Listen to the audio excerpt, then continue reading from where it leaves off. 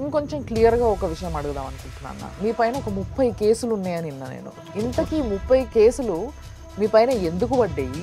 రేపు భవిష్యత్తులో ఎక్కడ నాకు పోటీ చేస్తాడో అతను ఇప్పుడే ఏదైనా కొన్ని కేసులలో ఇరికిస్తే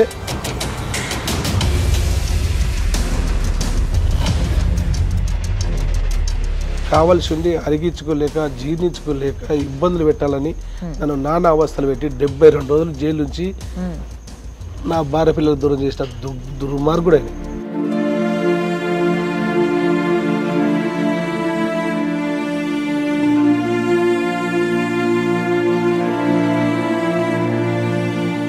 నా మీద కేసులు పెట్టించిందని ఆయన పాత్ర లేదని ఆయన చెప్పని నేను దేనికంటే దానికి అదే బ్రహ్మోత్సవాలు చేసే వెంకటేశ్వర స్వామి మీద ఆయన ఒట్టేస్తే నేను రెడీ.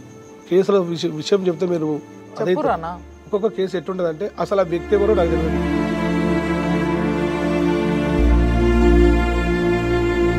ఈరోజు ల్యాండ్ మాఫియా వారే, శాండ్ మాఫియా వారే, ఈరోజు గుట్కా మాఫియా వారే, లాస్ట్కి వస్తే టీఆర్ఎస్ పార్టీ నుంచి లిక్కర్ మాఫియా కూడా ఆ కవిత. అంటే మాఫియాల వ్యవస్థ ఇప్పుడు టీఆర్ఎస్ ప్రభుత్వం. ఇక ల్యాండ్ మాఫియా అంటే ఆడ వక్బోర్డు భూమిలు, దేవునికి సంబంధించిన భూమి 34 ఎకరాలు కబ్జా చేసుకొని అందులో ఫామ్ హౌస్ కట్టుకొని ఎంజాయ్ చేస్తుంది.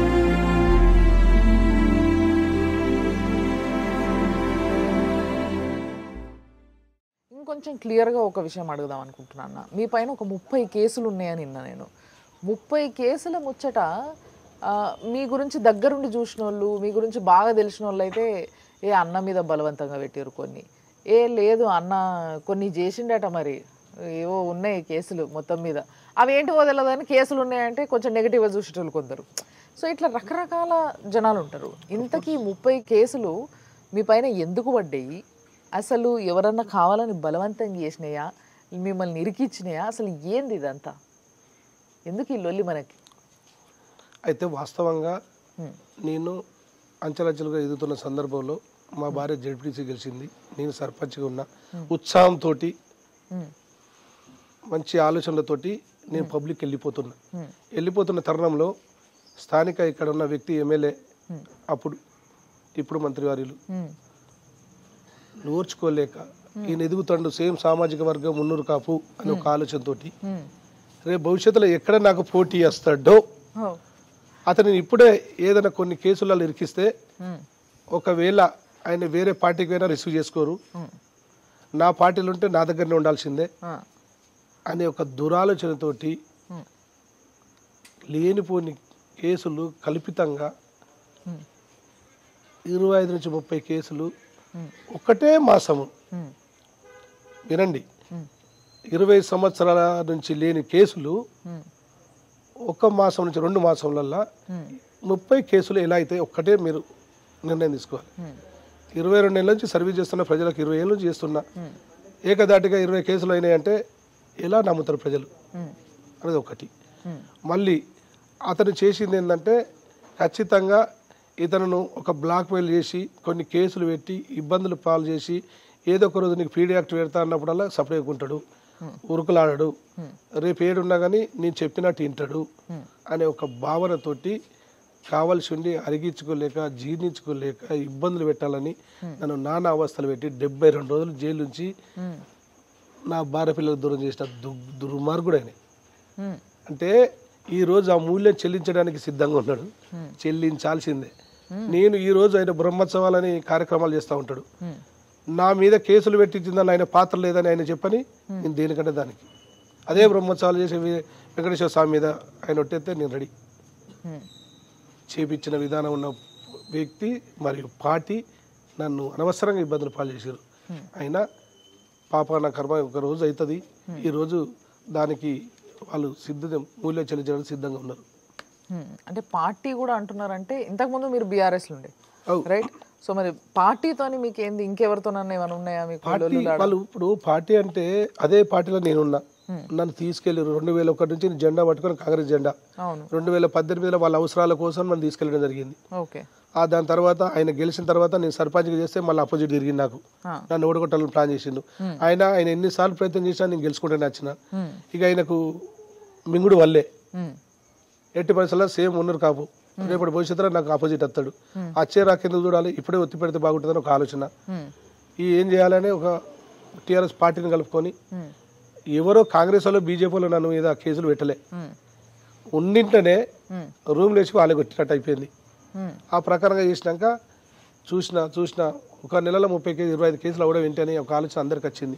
పోనీ ఇప్పటికీ కూడా ఒక్క కేసు అయినా నిజమైన కేసు వాస్తవంగా నేను పొరపాటు చేసి ఉంటే దీనికంటే దానికి ఈ రోజు వరకు కూడా రెడీ. నాకు కేసుల విషయం చెప్తే మీరు అదే ఒక్కొక్క కేసు ఎట్టుంటదంటే అసలు ఆ వ్యక్తి ఎవరో నాకు తెలియదు, ఆ వ్యక్తిని నేను కలవలే, నా మీద SC కేసు. ఓకే, కనీసానికి వ్యక్తికి ఇప్పుడు మన ఇద్దరం ఇక్కడ ఉన్నాం, కనీసానికి మాట్లాడుకుంటున్నాం, కొంచెం సేపటికి గొడవ అయిందంటే నమ్మచ్చు, సరే ఆడ ఇద్దరు ఉన్నారని. ఆయన నిజామాబాద్లో ఉంటాడు, నేను కరీంనగర్లో ఉంటా, నేను ఇద్దరం కలిసినాం, నా మీద SC కేసు, ఆయన తిట్టినా అని కల్పించి పోలీసులు అండదండలు చూసుకొని వాళ్ళు చెప్పినట్టుగా ఎన్నుకుంటూ నా మీద తప్పుడు కేసులు పెట్టి ఇబ్బందులు పాలు చేసారు. సో యాక్చువల్గా నాకు ఇప్పుడు మీరు చెప్తుంటే అర్థమైంది ఏంటంటే మునూర్ కాపు వర్సెస్ మునూర్ కాపు ఏమన్నా ఉన్నారా అసలు మీరు? ఇట్లా ఈ మునూర్ కాపు అనేసరికి ఏమైపోతుంది అంటే కొంచెం ఈసారే కాదు గత కొన్నిసార్ల నుంచి ఈ క్యాస్ట్ విభజన ఏదైతే జరుగుతుందో ఆ రాజకీయంగా దాని ఎఫెక్ట్ కూడా అంతో ఇంతో ఉంటుంది, రైట్? సో మరి మునూర్ కాపు సామాజిక వర్గం వాళ్ళు ఎటువైపు ఎక్కువగా ఇష్టం చూపిస్తారంటారు మరి మీ ముగ్గురులో అంటే ఒకసారి ఒక వ్యక్తికి చేసినాం, బీజేపీ బండి సంజయ్కి. ఆయన అనుకున్నంత ప్రజలలో ఏం మమేకం కాలే. ఇతన్ని 3 దఫాలుగా ఒకసారి టీడీపీ నుంచి 2 సార్లు టీఆర్ఎస్ పార్టీ నుంచి గెలిపించడం జరిగింది. అయినా ఇప్పుడున్న పరిస్థితులలో ఆయన చేసే అరాచకాలు, ఆ కబ్జా కోరుతనం, ఆయన చేసే విధానాలు, ఈరోజు శాండ్ మాఫియా ఆయననే బినామీ పేర్లు పెట్టి టెండర్లు వేసి తాడి చెట్టంతా లోతు తీసి ఇసుక మాఫియా రోజుకు 10 లక్షలతోటి సంపాదించుకునే విధానం అది. అదేవిధంగా గ్రానైట్ మాఫియా విచ్చలవిడిగా ఆడ గుట్టలు కొల్లగొట్టుకుంటూ పర్యావరణాన్ని దెబ్బతీస్తున్న విధానం ఉన్న వ్యక్తి. అదేవిధంగా లాస్ట్కు ఆ గుట్కా మాఫియా కూడా వాళ్ళకి సంబంధించిన. ఈరోజు ల్యాండ్ మాఫియా వారే, శాండ్ మాఫియా వారే, ఈరోజు గుట్కా మాఫియా వారే, లాస్ట్కి వస్తే టీఆర్ఎస్ పార్టీ నుంచి లిక్కర్ మాఫియా కూడా ఆ కవితక్క. అంటే మాఫియాల వ్యవస్థ ఇప్పుడు టీఆర్ఎస్ ప్రభుత్వం. ఎక్కడ చూసినా మాఫియా, లేకుంటే కబ్జా, లేకుంటే ఎవరైనా ప్రశ్నించి అడిగితే వారి మీద కేసు, ఇంకేదైనా ఇబ్బంది అంటే బయటవరు, ఏదో రకంగా ప్రశ్నించే గొంతును ఖచ్చితంగా వారి మీద ఇబ్బందులు చేసే రకం నడిపిస్తారు. మీరు కరీంనగర్లో ఎక్కడైనా ఎవరైనా అడుగురి, కబ్జా కోర్లు ఎవరంటే కరీంనగర్లో కమలాకర్ అనుచరులే అంటారు, కమలాకర్ అంటారు. ఇక శాండ్ మాఫియా ఎవరంటే కాజీపూర్ అయితేంది, ఇక్కడ చేగుర్తి అయితేనేంది, విచ్చల విడిగా బినామీ పేర్ల మీద ఎత్తుకెళ్తున్న ఇసుకను అదేవరని చెప్తారు. గ్రానైట్ మాఫియా అంటే బావుపేట, ఆ ఎలుగందల సైడు ఆయన ఫారీలు. ఇక ల్యాండ్ మాఫియా అంటే ఆడ వక్బోర్డు భూమిని, దేవునికి సంబంధించిన భూమి 34 ఎకరాలు కబ్జా చేసుకొని అందులో ఫామ్ హౌస్ కట్టుకొని ఎంజాయ్ చేస్తుండు. ఇటువంటి రకమైన విమల అనే గుట్కలు ఉంటాయి, అవి దాని దంద కూడా చేసిన బాపతి మనిషి. అంటే ఇప్పుడు పార్టీ మీద వ్యతిరేకత అవుతుంది, వ్యక్తి మీద అంతకన్నా ఎక్కువ వ్యతిరేకత వస్తుంది, మార్పు చేయాలని కోరిక అంతకన్నా ఎక్కువ అయింది. ఈరోజు కరీంనగర్ ప్రజలు మున్నూరు కాపులు ఎవరున్నా ఇతను ఏమో ఈ విధానం ఉన్న వ్యక్తి, ఈ వ్యక్తి ఏమో ఒకసారి గెలిపించినాం, ఏం చేయలేకపోయిండు, నూతనంగా యువకుడు మన మధ్యలోకి వస్తుండు కాబట్టి వీళ్ళిద్దరిని ఒక్కసారి మార్పు చేసి నువ్వు యువకునికి ఒకసారి అవకాశం ఇద్దామని. కాపులకి మీరు సెపరేట్గా ఏం చేయబోతున్నారు ఒకవేళ మిమ్మల్ని గెలిపిస్తే? మున్నూరు కాపుల్లో కానీ స్పెషల్గా మనం చేసేది ఉండదండి. ప్రజలలో మన పరిస్థితిని బట్టి, అక్కడ ఉన్న వ్యవస్థను బట్టి, వాళ్ళకున్న అవసరాలను బట్టి, ఆడ కులం ఏదైతేంది, మతం ఏదైతేంది, క్యాష్ పరంగా ఏదైనా పర్లేదు, అక్కడ ఉన్న పరిస్థితిని బట్టి మనం పనిచేయాలి తప్పితే ఈ మున్నూరు కాపుకి ఇది చేద్దామని అనే ఒక రాజకీయ నాయకుడు చెప్పాల్సిన లక్షణం కాదు, చెప్పాల్సిన పరిస్థితి కూడా అంతకన్నా లేదు. సో మరి బీసీలకు ఏం చేయబోతున్నారు ఈసారి? బీసీ నినాదం అనేది ఒక్క పార్టీలో పుట్టినా కానీ ఓవరాల్గా మాత్రం కొంచెం అంతో ఎంతో బీసీలలో అదొక ఊపు తీసుకొచ్చిందని చెప్పాలి. అంటే ఏ పార్టీ బీసీకి ఇంపార్టెన్స్ ఇస్తే ఆ పార్టీకి ఓటేయడానికి కూడా జనాలు కొంతమంది రెడీగా ఉన్నారు.